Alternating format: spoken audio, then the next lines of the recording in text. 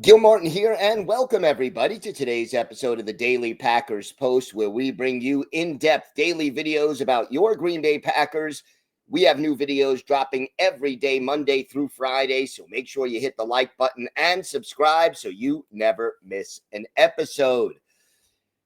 Today, we are going to discuss a player who a lot of people are overlooking on the Green Bay defense, but who could really help this team solve a problem that they had last season. And that's the pass rush from the front four. And it's interesting because the Packers had 45 sacks a year ago. But a couple of things. Number one, no one on the front four had more than 7.5 sacks. So defensive coordinator Jeff Hafley had to use stunts, blitzes, and a lot of scheming and deception in order to create those sacks. And second of all, a lot of those sacks, about 15 of them, came in 2 games against teams with particularly weak offensive lines.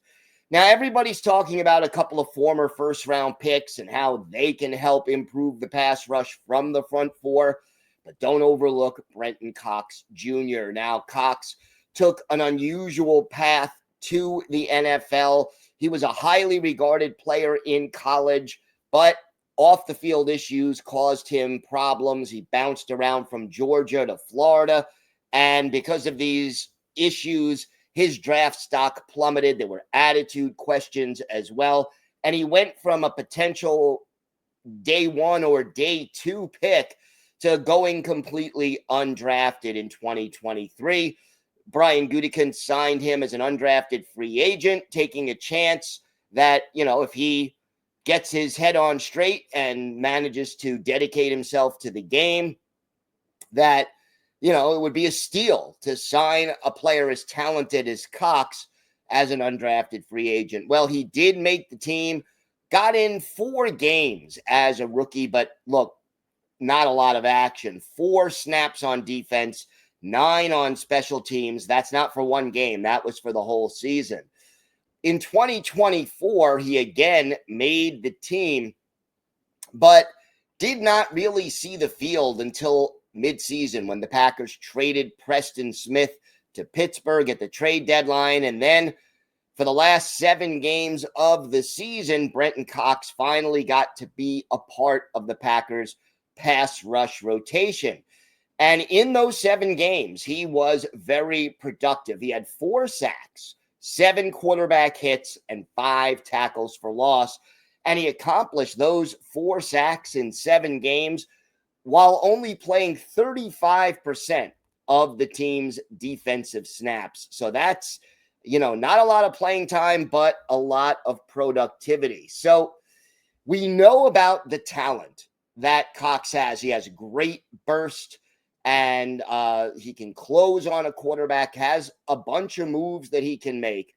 And the way he played last year, he really did make an impression on the coaching staff. Matt LaFleur late last year said, I would expect to see more of him, and hopefully he'll continue to grow as a player. I think it all starts with approach, how he attacks it, how he comes into the building. He's had to earn everything he's gotten up until this point, and I'm excited about him, and I think there's going to be more out there for him. Jeff Hafley also liked what he saw from Brenton Cox. Hafley late last season. The beautiful thing is he's getting better, though, because he's getting some game reps. The jump he's made from the first game until now that he's actually played, we keep playing him more and more, and he keeps showing up.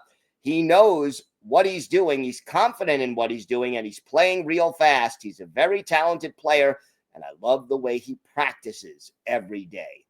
So what is the situation that Cox faces? We know Rashawn Gary, barring injury, is going to be one of the 2 starters at defensive end.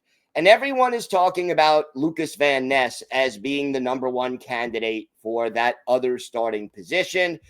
But, Van Ness still has a lot to prove. And if he doesn't win that starting job, it would be between Brenton Cox and Kingsley Enagbare, the veteran, to fill in and get that other starting position. Now, the other alternative is if Enagbare wins the starting position, but Cox plays on obvious passing downs, sort of a platoon system, that would also be beneficial. And I think Cox could get a lot of pass rush opportunities. And again, help the Packers front four get more pressure on the quarterback without all the fancy schmancy stunts, blitzes, and fake pressures. And you also, though, if he doesn't start, Brenton Cox will be competing for a spot in that pass rush defensive end rotation. And it would be him.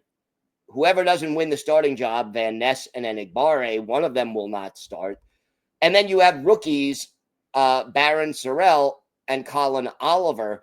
So that's the competition that Brenton Cox is facing. And now it's up to him to get the job done and to get the Green Bay Packers pass rush improved. And this is an important thing for Brenton Cox. He's entering his third season in the league. And, you know, if he manages to get a bigger role as a result of that, well, then, you know, his career trajectory changes, whether he starts or, you know, let's say he is a guy who's going to play 45, 50% of snaps as a designated pass rusher and gets 7, 8, 9 sacks this year. He becomes a valuable contributor. If he doesn't do that, if he, again, is playing 20, 25% of the snaps, or even if he somehow doesn't make the team, his career trajectory goes way down. He becomes a role player at best, a journeyman, someone who could be cut after this year. This is a crossroads season for Brenton Cox Jr., and we'll see how he does.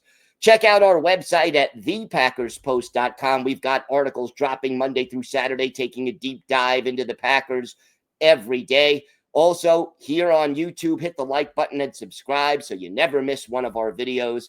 Have a great day, everybody. Thanks so much for watching. And of course, go Pack Go.